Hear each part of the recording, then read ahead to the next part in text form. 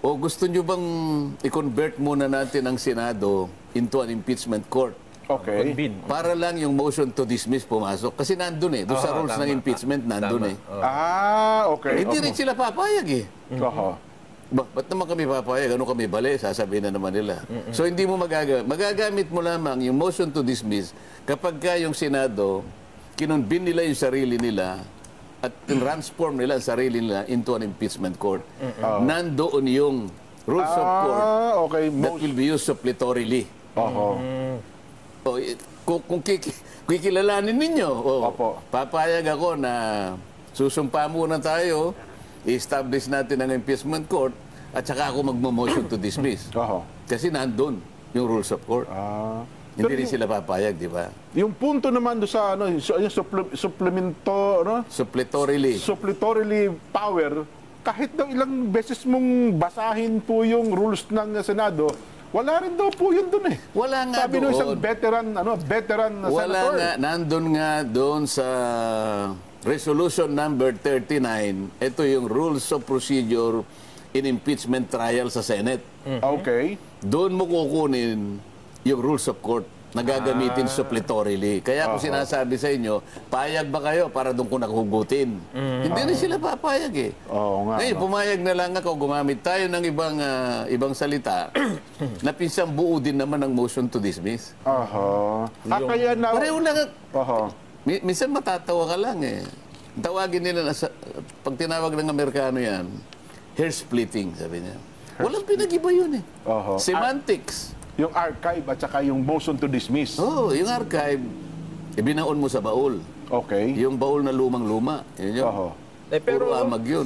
Pero dahil sa archive, may nagsasabi, anytime, pwede na bang buhayin yan? Dependent yun kung sakasakaling magmilagro.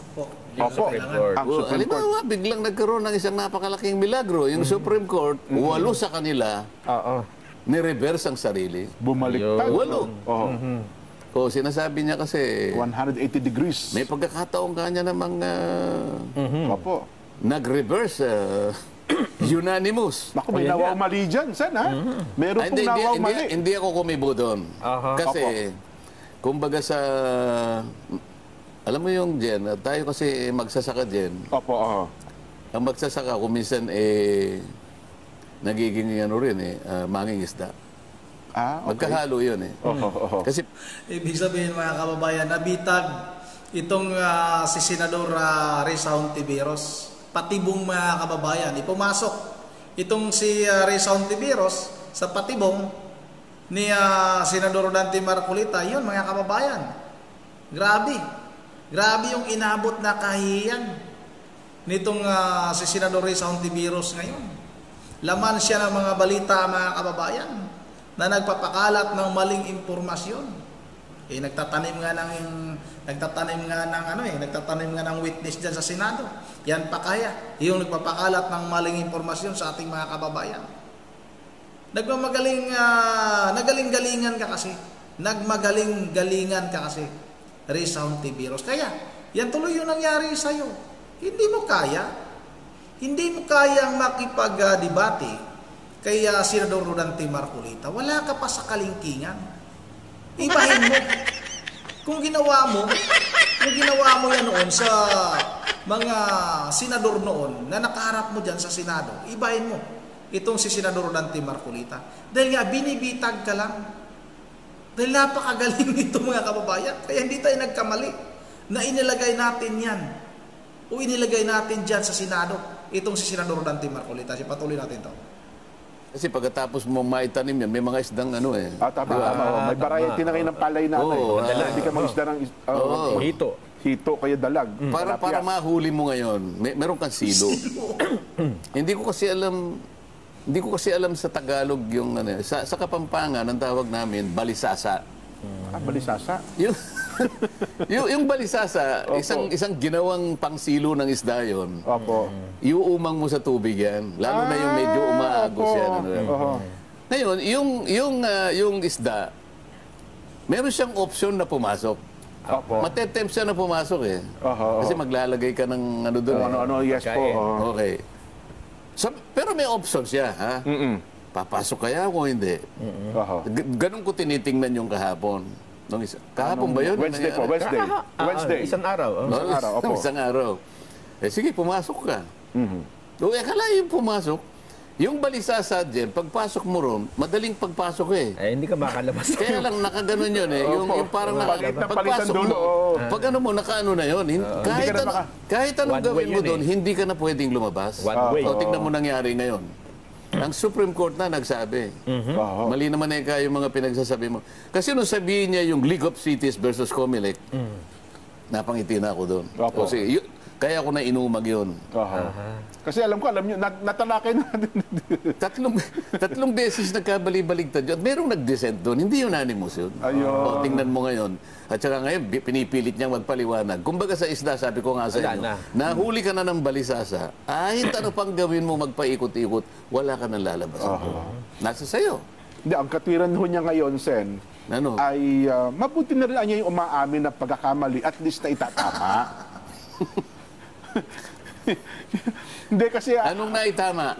naitama yung kanyang pagkakamali, na umamin sa pagkakamali, pero nanatiling mali. Sa mga tweet, pag-amin mo ng tama ngayon, Oo. Nang mali. Pag-amin niya ng mali. papayag ka ngayon doon sa sinabi ko na wala pang nangyari na ganon. Papayag ka. Dapat aminin mo na yung sinabi ko, wala pa akong nakita sa tagal ng pagiging abogado ko. Wala pa akong nakitang ganyan. Isip-isipin mo, nandun yung tatlong karakter na talagang kinatatakutan ng isang abogado. Isip-isipin mo, sasabihin sa iyo ng korte, unconstitutional. Nako, yun lang pa. Mabigat. Dito lang talagang palagay ko Bagsak ka na dyan. pati kaluluwa mo, mawawala yun Opo. Meron Pangalawa, void ab initio. Yan, una bes, wala kang pakialam niya, wala kang... Dalawa na. Opo, oo. Pagkatapos sinabi niya, violative of due process. Oho. Ay, yan ang matindi. Mag-EMR ka pa riyan? Oo. Meron pa pang-apat. Immediately executory. Kaya nga, dito pa lang sa tatlong ito, patay na eh. Ngayon, sasabihin niya ngayon na, hindi ka niya, may pagkakataon. Ngayon, yung pag-amin niya na mali siya, babalik tayo doon sa sinabi ko. Oho. Wala pa ako nakitang ganyan. Dapat aminin niya rin. Tama si Kong Marcoleta, si Sen Marcoleta. Opo. Yun naman ang gusto kong sabihin niya. Oho. Mukhang hindi po, Sen. Mukhang meron pa rin sa mga hinahanap ko eh. Ito. Meron siyang statement Meron eh. dito. Meron siyang statement Meron, ba dyan? Meron siyang statement po. Ang sabi niya dito, Oho. Meron pa rin daw siyang makikita, Sen eh. Nasaan na ba yun? ito, nasa page 3. Ayan. Page 3, ayan. Oho. Sa pagbibiripika umano niya, nalaman niyang marami. Marami. Opo, sa mga desisyon sa kaso, hindi po unanimous decision. Ano, ha? Tinutukoy po ni Senadora na ang kaso bilang halimbawa kung saan lahat ng kalahok na maestrado ay bumoto ng pare-pareho at kalaunay binaliktad kasunod ng pagkakahain daw po ng motion for reconsideration. Ginamit niya naturang information nasa mayroong sa binanggit yung Ito, yung pero sa isang Facebook post, isa yung isa nanindigan siya na may isa pang kaso. Yan, opo. Alam mo kung anong pinagtalunan dyan? Ito daw po yung International Bridge for the Acquisition Oo of nga, pero Agriculture. ang tinatanong ko sa iyo, anong subject matter? Aha. Yung BT talong. Yung bio... Yung mga modified. bioengineered. Kaya nga ang tanong ko, ang pinag-uusapan ba niyan kako? Nandoon yung tatlong karakter na pinag-uusapan natin. Unconstitutional, violative of due process, Wala naman due process. void ab initio, o pinag-uusapan lang talong. BT tanong pa lang issue doon. Yung BT talong yan eh. Oho. Kasi nga, yung iba, teka, alam mo yung mga modified, Organism. yung iba doon ayaw kumain na. So sabi niya gano'n, yung constitutional right namin ayaw kumain nun. Okay, so sige palagay mo, nandun ang unconstitutional, di ba? O yung violative of due process, immediately executory. Kaya sinasabi ko, hindi akmang-akmala yung sinasabi niya. Pinipilit niya lang. Para yung isang isda na pumasok sa balisasa ni Nelson, Opo. talagang paikot-ikot, pilit na lumalabas. Hindi ka na Lalo siyang makakalabas hihigpit yan. po yung balisa sana yun, Sen eh. Hindi ka Opo. makakalabas doon kahit anong gawin mo. Sa amin po sa Laguna, nung ako nakatira sa Laguna, ang tawag sa amin doon ay Bukatot. Yan, bukatot. May gumagawa yung talsiyan eh. Sen, sa inyo pala, balisa sa Pampanga. Kapampangan yun eh. Opo, oo. Sana man lang merong makapagano sa Tagalog kung ano yun. Oho. Mukhang wala, Sen. Mukhang Kapampangan na lang tayo. Baka pero yun Pero nga. alam nila yung ating dinidescribe eh. Opo. Isa siyang mekanismo na gawa-gawa sa minsan yung tambulang na kung ano. Opo. Papasok yung ganun. Madaling pumasok pero yung paglabas ang problematic. Aha. Nandun yun eh. Kaya nung ilatag ko yun, Opo. hindi pumasok siya. O sige. Eh ngayon, wala na kayong gagawin kung hindi pangangatwiran na lang. Kung paano kayo makakalabas dyan, nasa sa inyo na yan. Yun ang mga kababayan, mahirap talaga, mahirap bawiin ha. Kasi nga, napahiya ka na Senador Risa Hontiveros eh. Pumasok ka kasi sa silo. Pumasok ka sa bitag. Ayun tuloy na bitag ka. Ngayon, gumagawa ka naman ng ibang kwento. Mas lalo pa siguro, mapapahiya ka. Yun ang mga kababayan, itong si Senador Risa Hontiveros, may balak ito eh. May balak itong tumakbo sa darating na 2028 presidential election. Sinabi na nga ni Trililing mga kababayan, ni Trililing, na itong si Risa Hontiveros, parang siya yung pambato ng oposisyon mga kababayan. Pinakamalakas daw na pambato ng oposisyon. Kaya talagang gumagawa din ito ng paraan. Dalawa na sila, nitong si Romualdez mga kababayan, na matanggal sa karera. Itong si Vice President Sara Duterte. Dahil nga, si VP Sara talaga ang pinakamalakas. Pinakamalakas talaga mga kababayan na kandidato pagdating na 2028 presidential election. Kaya sinisira talaga nila. Klaro-klaro naman na pamumulitika lang lahat ito. Wala naman silang batayan. Yung mga ebidensya nila. Wala naman mga kababayan. Walang matibay. Kaya nga sabi ni Senador Rodante Marcolita, nasa inyo yan. Kung buhayin ninyo yung impeachment laban kay Vice President Sara Duterte sa darating na 2026, nasa inyo yan. Pero ang tanong, makakalusot ba pag magkaroon na ng debate laban sa kanya? Yun mga kababayan, yun ang abangan natin. Yun ang dito lang muna at bago tayo magtatapos, ay mag-shoutout lang muna tayo. Shoutout kay Ma'am Berge Verhel de Dios ng Apulian, Bulacan, sa kanya mga apo, si Coco, si Yuri, si Dion, at saka, nakalimutan ko yung isa, Ma'am, hanapin ko nga rito, kay Ma'am Joyce ng Japan, shoutout. Kay Real CM, shoutout sa iyo. Kay si Fritz Taivi, shout out. Shout out na rin kay Magkano ba Mike? Ang lupit na pangalan nito. Magkano ba Mike? Shout out na rin kay Frederick Canatiga. Shout out kay Ma'am Joyce ng Japan. Tapos na si Ma'am Melissa Vorbi, si Ma'am Himila Pascua ng Bulacan. Kay Mary Grace Sigalientis, shout out. Kay Angelito Ranan. Kay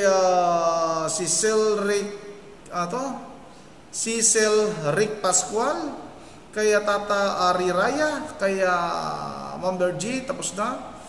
Hinahanap ko lang yung apo ni Ma'am Bergie na nag-birthday, hindi ko na makita, pasensya na Ma'am Bergie, ano? Ito pala.